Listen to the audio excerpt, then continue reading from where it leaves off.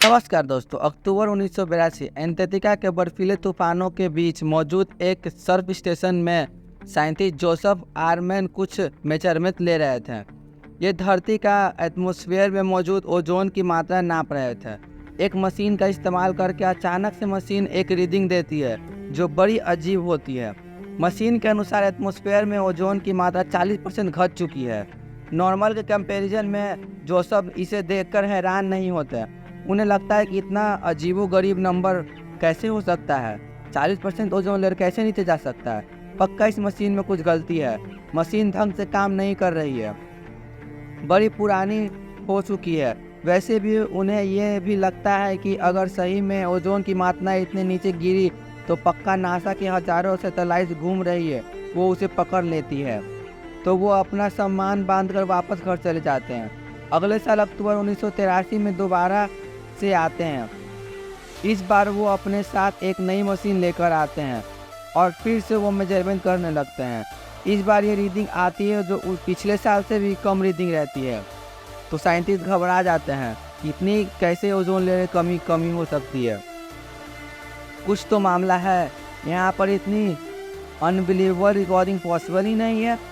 लेकिन फिर भी वो सोचते हैं कि पक्का अगर कोई प्रॉब्लम होती तो यहाँ पर तो नासा जैसे बड़ी बड़ी एजेंसी ढूंढ पाती उसे। तो फिर वो अपना सामान बांध कर घर चले जाते हैं। एक साल बाद फिर अक्टूबर 1984 जब वो दोबारा से पहुँचते हैं अपना काम करने के लिए, वो डिसाइड करते हैं कि इस बार भी वो रीडिंग को किसी और रिसर्च सेंटर से लेंगे। अपने रिसर्च सेंटर से नहीं लेंगे, किसी और रिसर्च सेंटर से वो रीडिंग दोबारा लेंगे।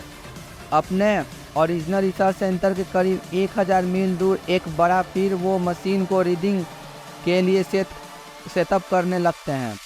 मेजरमेंट लेने लगते हैं और ओजोन की मात्रा उससे भी नीचे गिर चुकी है। यहाँ उन्हें एहसास होता है कि यह एक इमरजेंसी का सिचुएशन है। वो नासा पास अपना सबूत लेकर पहुँचते हैं और जल्दी ही दुनिया को पता लगता है कि ऊपर मौजूद ओजोन होल में के बारे में। हैरानी बात यह थी कि यह ओजोन होल साल भर बहुत ही तेज़ी से बड़ा हो रहा था। नासा के साइंटिस्ट इसे एवोल्यूशन दिया। जब वो अपना सैटेलाइट डेटा पर वापस गए देखने तो उन्हें कुछ ऐसा फोटोज दिखाई दी। सन 1969 बिल्कुल नॉर्मल, सन 1980 और 81 थोड़ा सा कुछ ब्लू दिखने लगा। 19,881 प्रॉपर होल दिखने लगे। 1983 में ये होल और बड़े हो गए और अगले साल 1984 ये होल इतना बड़ा बन चुका था, दुनिया भर इस पर खबर को लेकर हल्ला मच जाता है।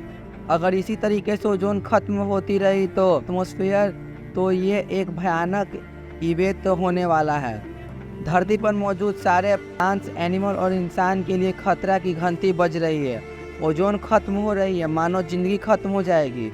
धरती और जिस रेत से होल बड़ा हो रहा था उसे देखकर प्रेडिक्ट किया जा रहा था कि साल 2050 तक ओजोन लेयर पूरी खत्म हो जाएगी। इससे पहले की कहानी में आगे बढ़े दोस्तों, ओजोन लेयर के थोड़ा समझते हैं। ओजोन एक गैस है, जैसे आपने स्कूल में पढ़ा होगा। इसके केमिकल फार्मूला O3 होता है, जहाँ दूसरी तरफ ऑक्सीजन का केमिकल फार्मूला O2 होता है। ओजोन का एक मॉलिक्यूल 3 ऑक्सीजन को एटम से बनता है। लगभग 600 मिलियन साल पहले की बात है दोस्तों की धरती पर एक ओजोन लेयर का जन्म हुआ था। ये अर्थ एटमॉस्फेयर में जोन है जो करीब 15 से 35 किलोमीटर ऊपर धरती के सरफेस पे रहता है। 90% ओजोन इसी एयर में पाया जाता है और सर ऑफिसर करीब 32 किलोमीटर ऊपर। ओजोन के सबसे कॉन्सेंट्रेशन पाई जाती है जो कि 0.0015%, कोई इतना बड़ा नंबर नहीं है।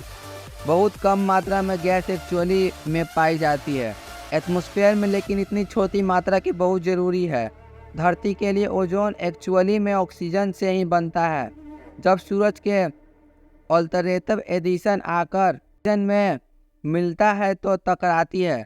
एक बड़ा शिल्प कोई रिएक्शन यहाँ पर होता है जो बार बार देखने को मिलता है। अक्सर ओजोन का मॉलिक्यूलर भी उसे ऑक्सीजन में एक एटम से टकरा जाता है और दोबारा से ऑक्सीजन को फॉर्मेशन हो जाता है।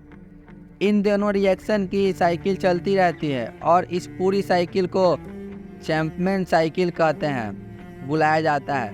ये नाम रखा गया था साइंटिस्ट सिदिन चैंपियन के ऊपर, जिन्होंने इस केमिकल रिएक्शन को एक्सप्लेन किया था। पहली बार 1929 में इस रिएक्शन को फोटो डिसोसिएशन का फोटो स्लिप बोलते हैं। फोटो यानी फ्लाइट और डिसोलिपिलेशन मतलब स्लिप आप होना। लाइट की वजह से एटम्स का reflection of ozone layer mainly जानी जाती है। दोस्तों, हम तो सूरज के हार्मफुल अल्ट्रावायलेट यानी यूवी रेडिएशन से बचने के लिए यूवी रेज की वजह से हमें सनबर्न हो सकता है, कैंसर हो सकता है, हमारा इम्यून सिस्टम कमज़ोर पड़ जाता है, कॉन्ट्रैक्ट हो जाता है और स्किन और आँख का कैंसर हो जाता है। अब आप यहाँ पर शायद सोचोगे कि अगर ओजोन का कम है पूरी यूवी रेज तो हमें बचना, तो हमें सनक्रिय क्यों लगा। अपने आप को यूवी से रेस को बचाने के लिए इसके पीछे कारण बड़ा इंटरेस्टिंग है।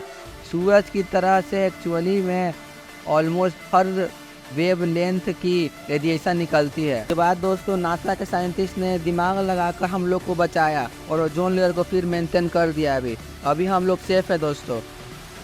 अगर अभी तक चैनल को सब्सक्राइब नहीं किया हो तो चैनल को सब्सक्राइब कर दो। अगर वीडियो पसंद हो तो वीडियो को लाइक कर दो। नेक्स्ट वीडियो में आप लोग का स्वागत रहेगा। अभी के लिए जय भारत, जय हिंद।